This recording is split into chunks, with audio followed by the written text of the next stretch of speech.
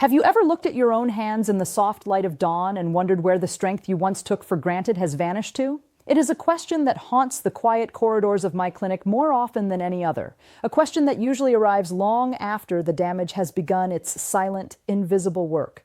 I remember a Tuesday morning in late October when the fog was rolling off the Willamette River in Portland, Oregon. Arthur Miller, a man whose 82 years of life were written in the deep creases of his weathered face, sat across from me. For nearly 50 years, Arthur had been a master carpenter. His hands had shaped the skeletons of homes and the delicate curves of heirloom furniture. But that morning, those same hands were trembling, struggling to simply clasp the handle of a ceramic mug I had offered him. He didn't look at me at first. He kept his gaze fixed on his knuckles, which looked like pale stones beneath thin parchment. "Doctor?" he whispered, and the crack in his voice felt like a splintering piece of dry cedar. "I feel like I am disappearing, not all at once, but piece by piece, as if the man I used to be is being erased while I sleep." I watched him closely, noting the sunken hollows beneath his cheekbones and the way his flannel shirt seemed to hang too loosely over shoulders that were once broad and powerful. I asked him to describe his morning ritual, the very first hour after his eyes opened to the world. He told me about the simplicity he had embraced since his wife passed, the quiet routine of boiling water, the hiss of the toaster, and the solitary comfort of a single slice of white toast and a cup of black coffee. To Arthur, this felt like a harmless, disciplined way to start the day. But as a physician who has spent over 30 years studying the intricate biology of aging, I saw something far more sinister lurking in that simple meal. I saw a body that had spent 8 hours in a fasted state, a biological machine that had exhausted its fuel reserves during the night and was now desperately signaling for the building blocks of life. When we sleep, our bodies don't just shut down. They engage in a complex dance of maintenance. However, for a man in his 80s, that night of rest puts the muscles into a state of extreme fragility. I explained to Arthur that by reaching for only a refined carbohydrate like white toast and the acidic void of black coffee, he was unknowingly signing a warrant for his own frailty. Without a significant infusion of protein, the essential amino acids required to trigger repair, his body was forced into a survival mechanism known as catabolism. In the simplest, most heartbreaking terms, because Arthur wasn't feeding his body was eating itself. It was scavenging the very muscle tissue in his arms and legs to keep his heart beating and his brain functioning. This is the morning shadow of Sarcopenia, a thief that doesn't break in through the window, but sits down at the breakfast table with you, invited by the choices we make out of habit or convenience. The clinical reality is stark. Research from institutions like Harvard and leading geriatric centers in Japan indicates that muscle loss isn't a linear decline we must simply accept. It is often a result of nutritional neglect. In the first hour of the day, your muscle protein synthesis, the internal engine that builds strength, is primed and waiting for a signal. If that signal is missing, the engine stalls. I told Arthur that his harmless breakfast was actually a white flag of surrender. We looked at the numbers, the terrifying statistics that show adults over the age of 70 can lose up to 15% of their total muscle mass in a single decade if their protein intake falls below the threshold of 1.2 grams per kilogram of body weight. For Arthur, who weighed roughly 160 pounds, he was operating at less than 40% of the fuel his anatomy required. I saw the terror in his eyes, a fear not of death, but of the loss of independence. The dread of becoming a burden to his daughter, of no longer being the man who could fix a leaky faucet or walk to the mailbox without a cane. He told me about a moment the week before when he had stumbled while simply walking from his bed to the kitchen, his legs feeling like they were made of heavy, unresponsive lead. "I thought it was just the calendar catching up to me, Sanjay," he said, using my first name as he often did when the doctor-patient barrier dissolved into human vulnerability. I shook my head and reached across the desk, placing my hand over his trembling ones. "Arthur, the calendar has no power over the biology we can still control. Your muscles aren't dying, they are starving. They are waiting for you to tell them that they still matter." We sat in that shared silence for a long time, the weight of his realization filling the room. It is a profound moment when a patient realizes that their weakness is not a life sentence, but a symptom of a missing ingredient. I described the way his muscle fibers were like parched soil in a drought, cracked and brittle, waiting for the rain of proper nourishment to regain their elasticity. We talked about how the morning coffee, while comforting, was acting as a diuretic, further dehydrating tissues that were already 75% water and desperately needing volume to contract and move. The morning shadow is long, and it casts a chill over the entire day, leading to the fatigue, the brain fog, and the unsteady gait that Arthur had mistaken for inevitable decay. As we began to outline a new path, I saw a flicker of something I hadn't seen in him for months: hope. It was a fragile light, but it was there. We weren't talking about surgery or expensive pharmaceuticals. We were talking about the sacred alchemy of the kitchen. I promised him that if he could change that first hour, if he could replace the void of the toast with the abundance of an egg, a spoonful of nut butter, and the hydration his cells craved, we could begin to reverse the tide. I told him that every bite of protein was a message, a telegram sent directly to his DNA saying, "Stay strong. We are still building. We are not done yet." Arthur gripped his mug a little tighter then, his knuckles showing a hint of color as he prepared to step out of the shadow and back into the light of his own strength. As the sun began to climb higher over the Oregon pines, I found myself thinking deeply about the invisible clock ticking inside every human cell. Have you ever considered that your body has a golden hour, a fleeting window of time where it is more capable of miracles than at any other point in the day? In my years as a researcher and clinician, navigating the hallowed halls of institutions like Harvard Medical School, I have obsessed over the data surrounding muscle protein synthesis. It is a biological symphony that reaches its crescendo the moment your eyes flutter open after a night of rest. But here is the tragedy I see in 30,000 patient files. Most people treat this peak not as an opportunity, but as an afterthought. They wake up and offer their bodies nothing but the steam of a hot beverage, unaware that the construction site of their musculature is standing idle, workers waiting for a delivery of bricks that never arrives. I often explain to my patients that their muscles are not static blocks of wood. They are living, breathing rivers of protein that are constantly flowing out and needing to be replenished. Clinical studies have shown that for those over 60, the anabolic threshold, the minimum amount of nutrient signaling required to start building muscle, rises significantly. It is as if the door to the repair shop has become heavier with age, requiring a stronger push to swing open. If your first meal is a mere wisp of nutrition, that door remains slammed shut. Your body, ever the pragmatist, does not wait. It begins to harvest the very fibers of your quadriceps and your biceps to keep the essential organs humming. It is a heart-wrenching irony. While you are enjoying the quiet peace of your morning porch, your internal systems are in a state of emergency, dismantling your strength to pay for your survival. When I review the metabolic charts of seniors who have fallen into frailty, I see a recurring pattern of anabolic resistance.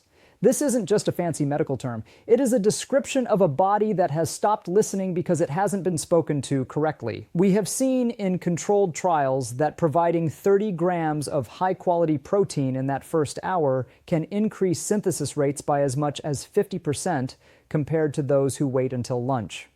It is the difference between a garden that is watered at dawn and one that is left to bake in the noon sun. I want you to visualize your muscles not as fading memories, but as a dormant engine.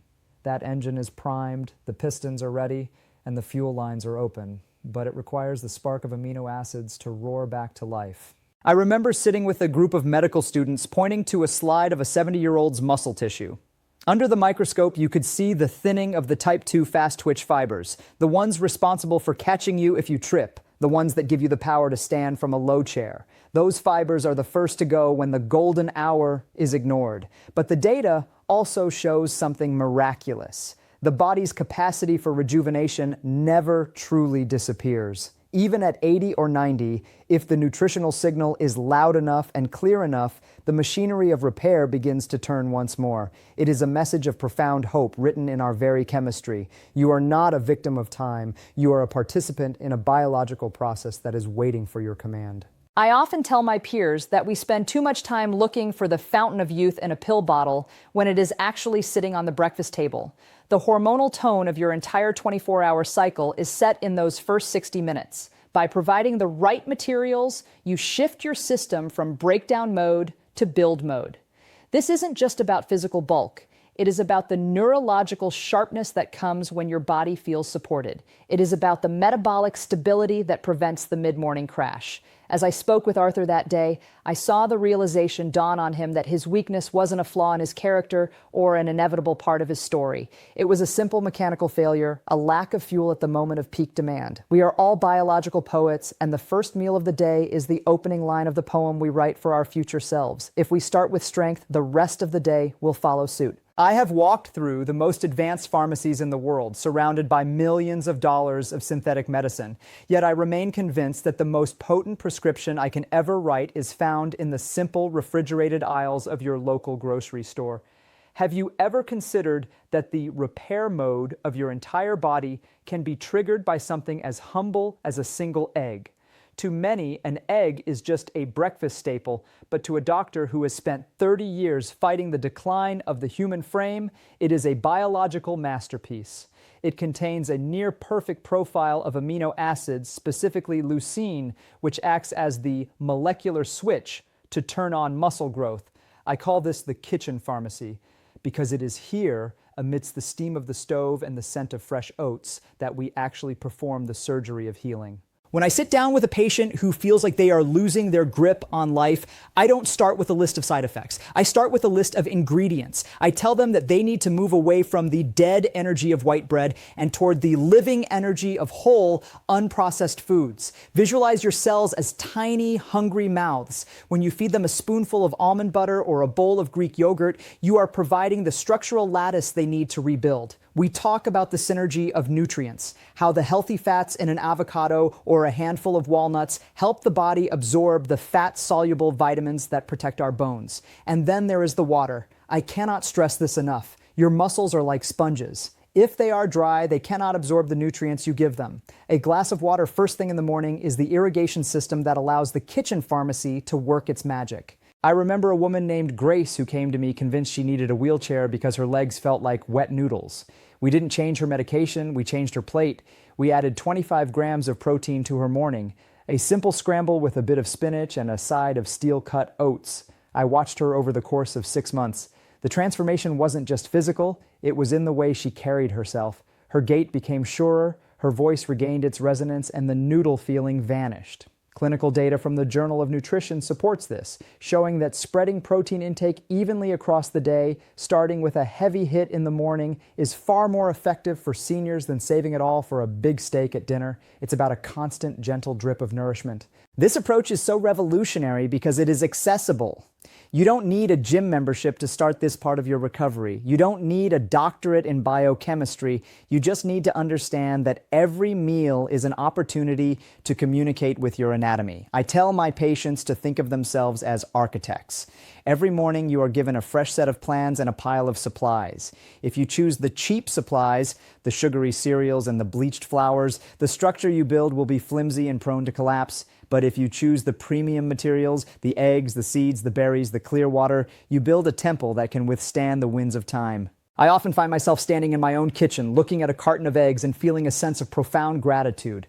In this small, fragile shell lies the power to keep a grandfather standing tall, to keep a grandmother's hand steady as she knits, and to keep the fire of independence burning bright. It is a quiet form of medicine, one that doesn't come with a copay or a warning label. It only requires your intention. I told Arthur, and I tell you now, do not underestimate the power of the small choices. A handful of nuts is not just a snack, it is a brick in the wall of your strength. A glass of water is not just a drink, it is the current of life itself. We are healing ourselves, one bite at a time, and the pharmacy is always open. I can still see Eleanor Riggs sitting in my office in Savannah, the golden Georgia sunlight catching the silver in her hair. She was a woman of immense grace, a retired librarian who could quote Keats from memory, but she came to me with a heartbreaking confession. She felt like her spark was being extinguished. "Sanjay," she said, her voice trembling like a leaf in a storm. "I'm tired in my bones. My mind feels like it's wrapped in a thick gray fog, and I feel so heavy." As we retraced the steps of her daily life, we stumbled upon a culprit that Eleanor had invited into her home every morning for decades, the sweet sabotage. Her breakfast was a portrait of Southern comfort, a large bran muffin, a glass of sweetened orange juice, and a flavored yogurt that she believed was the height of health. What Eleanor didn't realize was that her healthy breakfast was actually a chemical assault on her muscle tissue. Have you ever felt that sudden surge of energy after a sweet treat, only to find yourself crashing into a state of exhaustion an hour later? That is the insulin roller coaster. And for a senior, it is a ride that leads straight to frailty. When Eleanor consumed that concentrated dose of refined sugar, her blood glucose didn't just rise, it spiked like a mountain peak. Her pancreas, working overtime, flooded her system with insulin to bring the levels down. This constant cycle creates a state of chronic, low-grade inflammation. In the medical community, we often refer to this as inflam aging, a fire that smolders inside your joints and muscles, preventing them from ever truly healing. I explained to Eleanor that sugar is a thief of strength. It doesn't just add weight, it actively interferes with the mTOR pathway, the very biological signaling system that tells your body to build muscle. Research published in the American Journal of Clinical Nutrition has shown that excessive sugar intake can reduce the efficiency of muscle protein synthesis by nearly 30%. It was as if Eleanor was trying to build a house while someone else was constantly stealing the nails. Her brain fog wasn't a sign of dementia. It was the result of her brain being starved of stable energy as her blood sugar plummeted after every spike, and her muscles, bathed in inflammatory markers, were becoming sarcopenic, losing their density and being replaced by silent, useless pockets of fat. We had to have a very difficult conversation about her morning habits. I watched her face as I told her that her favorite muffin contained more sugar than a candy bar. "But it has bran, doctor!" she exclaimed, her eyes wide with shock. This is the great tragedy of modern food marketing. We are sold health in a package that is actually designed to keep us addicted and inflamed. I told her about the oxidative stress occurring at the cellular level, how the sugar molecules were essentially caramelizing the proteins in her body, a process called glycation, making her tissues stiff and brittle. It was this stiffness that made her feel heavy and old. We weren't just talking about a diet, we were talking about a rescue mission for her quality of life. The transformation began when we swapped the muffin for a bowl of plain Greek yogurt topped with fresh blueberries and a sprinkle of cinnamon. Cinnamon isn't just a spice. It's a natural insulin sensitizer that helps the body manage sugar more effectively. Within just 3 weeks, the Savannah fog began to lift from Eleanor's mind. She called me, her voice ringing with a clarity I hadn't heard before. "I went for a walk today, Sanjay, not just to the mailbox, but all the way to the park. And for the first time in years, my legs didn't feel like they belonged to a stranger. This is the power of removing the sabotage. When we stop poisoning the well, the body's natural healing waters begin to flow again." Eleanor wasn't getting old. She was being liberated from a sweet prison she didn't even know she was in. If you were to open your pantry right now, would you see a collection of nourishment or a minefield of hidden dangers? This is the question I pose to every patient who tells me they are eating well, but still feeling their strength slip away. In my 30 years of practice, I have learned that the most dangerous enemies are often the ones that look the most familiar. We have been conditioned to value convenience over vitality, leading many seniors to fill their cupboards with hidden inflammators, processed foods that carry the illusion of health while quietly eroding the foundation of their muscles. I'm talking about the deli meats, the heart-healthy margarines, and the white breads that have been stripped of every living enzyme and fiber. I remember a man named Walter, a 75-year-old retired engineer who lived by the clock. His lunch was always the same: 2 slices of white bread with processed ham and a smear of light mayo. To Walter, this was a sensible, low-calorie meal. But under the lens of clinical nutrition, Walter was feeding himself a cocktail of nitrates and excessive sodium. Nitrates are known to increase oxidative stress, creating unstable molecules called free radicals that attack the mitochondria, the power plants, of our muscle cells. When your mitochondria are under attack, you don't just feel tired, you feel powerless. The sodium was causing his body to hold on to fluid in all the wrong places, leading to the stiff joint feeling he blamed on the weather. I explained to Walter that these processed carbohydrates, the white rice, the regular pasta, the crackers, are essentially stealth sugars. They hit the bloodstream with the same violence as a spoonful of table sugar, triggering the same inflammatory response we saw with Eleanor, but it goes deeper. Many of these packaged foods contain seed oils, soybean, corn, and cottonseed oils that are incredibly high in omega-6 fatty acids. While we need some omega-6, the modern diet provides an overwhelming amount, tilting the body's delicate balance into a pro-inflammatory state. This inflammation acts like a blockade on your circulation, preventing oxygen-rich blood from reaching the deep fibers of your calves and thighs. Without oxygen, your muscles cannot repair the micro tears from your daily walk. They simply wither. We often forget that our muscles are the primary site for glucose disposal in the body. When they are inflamed and clogged by poor quality fats and processed chemicals, they become insulin resistant. This creates a vicious cycle. The more processed food you eat, the more inflamed your muscles become, and the less they are able to use the nutrients you do give them. I have seen countless seniors who are overfed but undernourished. They have plenty of calories, but their muscles are literally starving to death in a sea of inflammation. It is a slow, quiet catastrophe that manifests as a loss of balance, a slower walking speed, and an increased risk of a life-altering fall. The solution I offered Walter was a return to nature's integrity. I told him, if it comes from a plant, eat it. If it was made in a plant, leave it on the shelf. We replaced the deli ham with wild-caught sardines or a piece of leftover roasted chicken. We swapped the white bread for sprouted grain bread that still contained the life-giving germ of the wheat. We introduced colorful vegetables, peppers, spinach, broccoli, each a tiny fire extinguisher for the inflammation in his body. The change was remarkable. Walter's weather-related joint pain vanished. His energy levels stabilized. He told me he felt like the rust had been scraped off his gears. It is a profound lesson. Your body doesn't need much, but it needs the truth. It needs real food that speaks the language of life, not the dialect of the factory. In the scorching heat of Phoenix, Arizona, a retired postal worker named Sam Lewis taught me one of the most vital lessons about the human frame. Sam was 79, a man who had spent decades walking the sun-drenched streets, yet he sat in my office with skin like cracked leather and eyes that seemed dimmed. He was struggling with agonizing leg cramps that kept him awake at night, and he had recently suffered a dizzy spell that nearly sent him to the floor. When I asked about his water intake, he shrugged with a dry, dusty laugh. "Doctor, I don't feel thirsty anymore. I have my coffee in the morning and maybe a soda with my sandwich. I figure if I'm not thirsty, I'm fine." I leaned forward, my heart aching for the simplicity of his misunderstanding. "Sam," I said softly, "by the time you feel thirsty, your body is already in a state of crisis. This is the 75% reality that every senior must understand.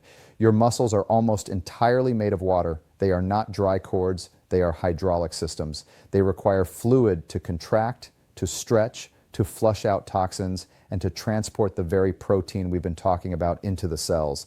As we age, our thirst mechanism, the osmoreceptors in our brain, becomes less sensitive. We can be dangerously dehydrated while our brain tells us everything is fine. For Sam, his leg cramps weren't a sign of old age. They were the sound of his muscles screaming because they were being choked by lack of fluid. When a body is dehydrated, the blood becomes more viscous, thicker, like syrup instead of water. This makes the heart work twice as hard to pump that blood to the extremities.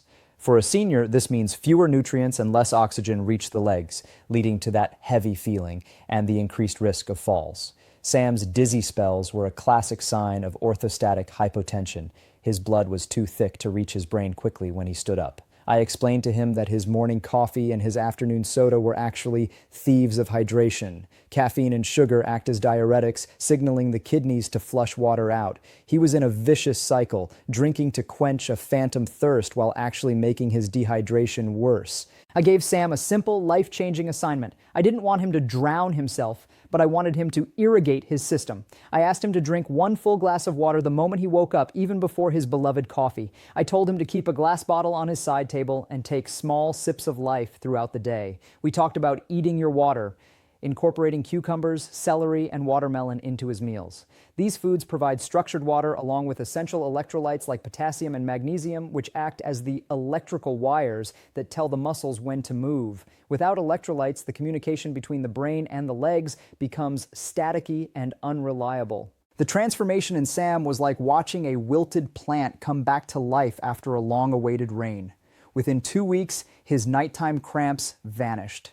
The gray look left his skin, replaced by a healthy, hydrated glow. He told me that his walks around the block felt smooth again, as if someone had oiled his joints.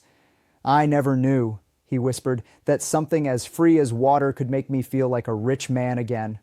This is the fundamental truth of senior health. We are often just a few glasses of water away from a completely different quality of life. Hydration isn't just about avoiding thirst. It's about maintaining the hydraulic power of your independence. It's about ensuring that the river of life within you never runs dry. When I mention strength training to my patients, I often see a shadow of intimidation cross their faces. They conjure images of heavy iron plates, grunting young athletes, and the fear of a snapped bone or a torn ligament. But I want to offer you a different perspective, one that is rooted in the deep biological wisdom of the human body. Strength training is not about vanity, and it is certainly not just for the young. It is a form of muscle communication. It is the way you send a powerful, unmistakable message to your DNA that says, I am still here. I am still active. I am still in the game. After the age of 30, if we stop talking to our muscles, the body assumes they are no longer needed and begins to reclaim them. This is the biological law of use it or lose it, and it is the primary driver of the frailty we see in our later years. I remember a patient named George. An 85-year-old retired teacher from Chicago. George had become a prisoner in his own home, terrified of the 3 steps leading to his front porch. He had resigned himself to a life of stillness, believing that movement was a luxury he could no longer afford. I sat with him and explained that his muscles weren't broken. They were simply muted.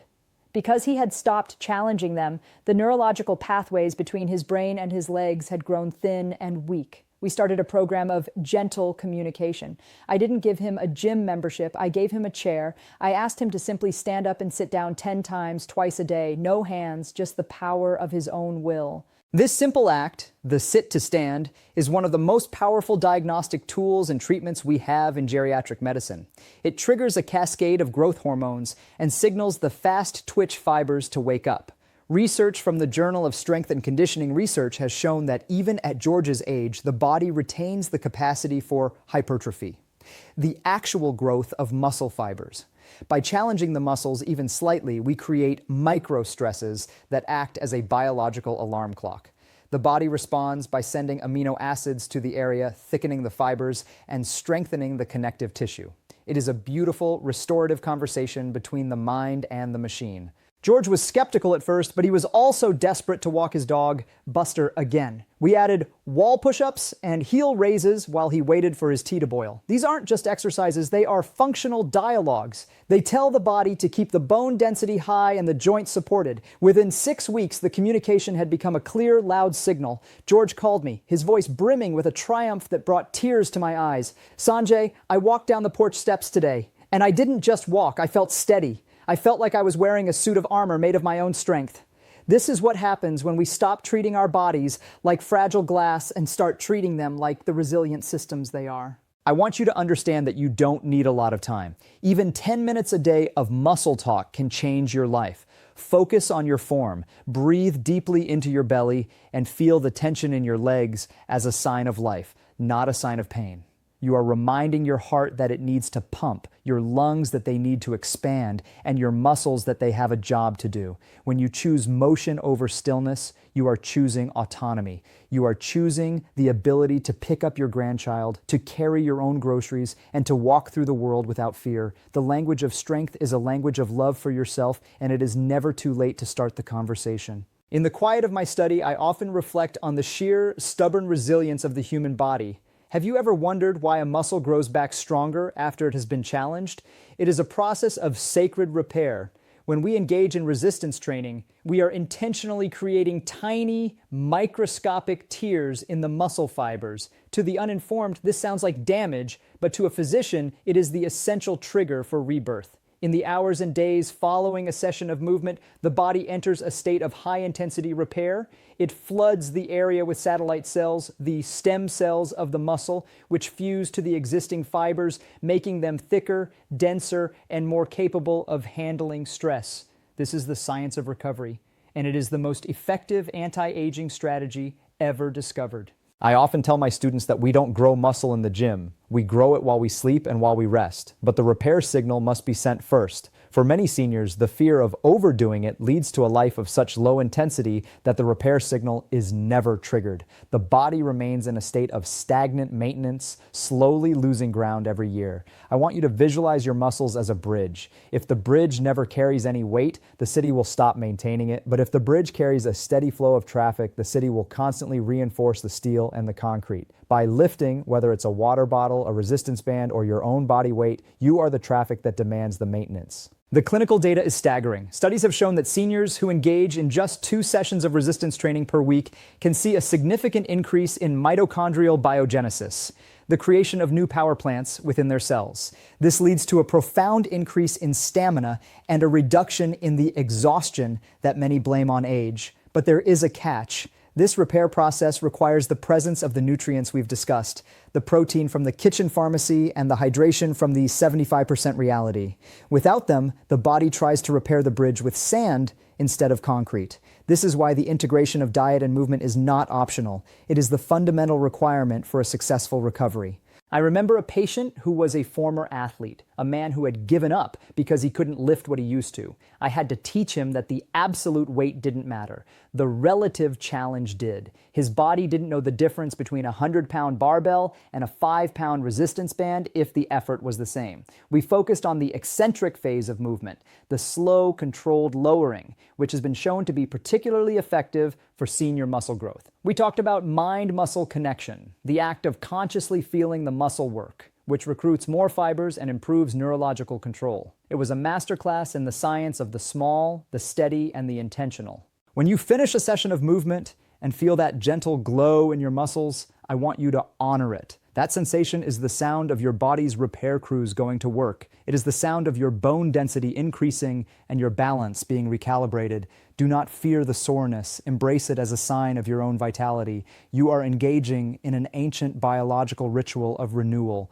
Every time you push against the resistance of the world, you are proving that you are not done. You are not a fading echo.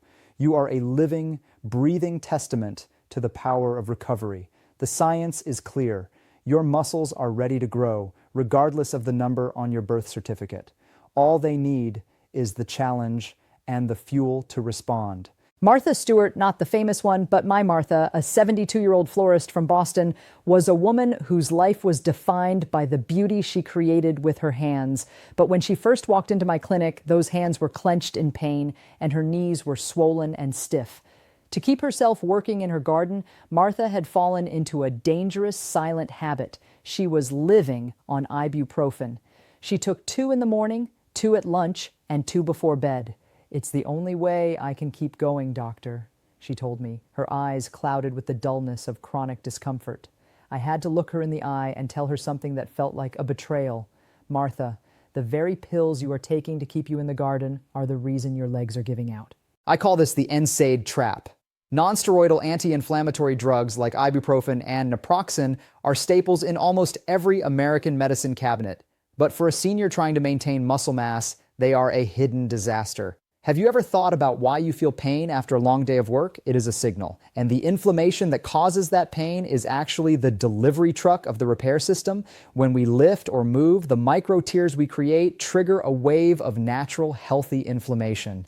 This inflammation acts as a homing beacon for the amino acids and hormones that rebuild the muscle. When Martha took those pills, she was silencing the signal. She was stopping the delivery trucks before they could ever reach the construction site.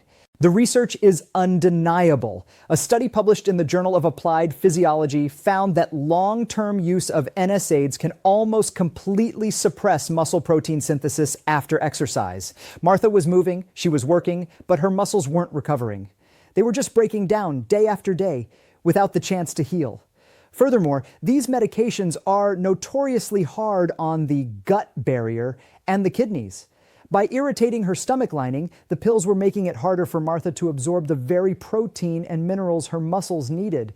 She was in a catabolic spiral, taking medication for pain caused by muscle weakness, while the medication itself was making her muscles weaker. We had to slowly, carefully untrap Martha.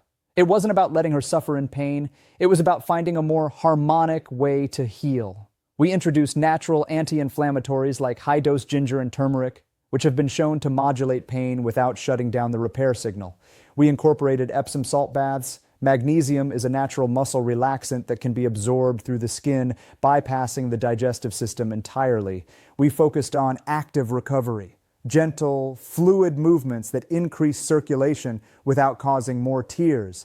I watched as the ibuprofen fog lifted from her system, and for the first time in years, her body began to actually respond to her efforts. Martha's journey was a testament to the power of listening over silencing. Pain is often the body's way of saying, I need more water, or I need more rest, or I need better fuel. When we simply mute the pain with a pill, we miss the message. Today, Martha is back in her garden, her knees are strong, and she hasn't touched a painkiller in months. She realized that she didn't have a deficiency of ibuprofen. She had a deficiency of recovery.